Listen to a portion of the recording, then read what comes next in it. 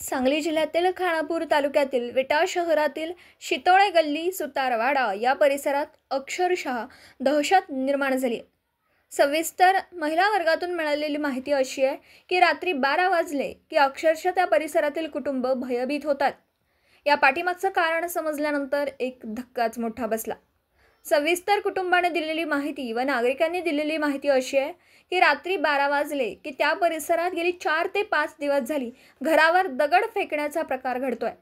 अक्षरशः कुटुंब झोपेत असताना घरावर दगड पडत असल्याने कुटुंबाने घरातून घर सोडून पळ काढला।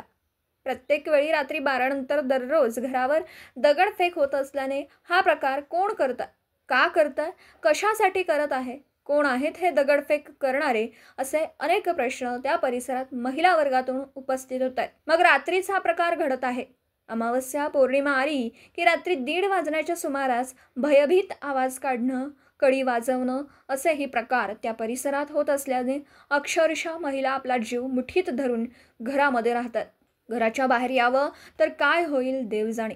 यासाठी सांगली जिल्हा पोलीस दल यांना सुद्धा या परिसरातील महिला वर्गांनी विनंती केली आहे की या परिसरात रात्री पोलिसांनी गस्त वाढवा व आम्हाला संरक्षण द्यावं अशी मागणी विटा पोलिसांना त्या परिसरातील नागरिकांनी केली।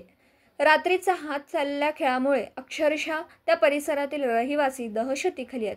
आता पोलीस प्रशासन यावर काय निर्णय घेणार किंवा काय तोडगा काढणार याकडे लक्ष लागलं। दिवसभरातील घडामोडींचा आढावा घेण्यासाठी पाहत रहा N24 मराठी न्यूज चॅनल।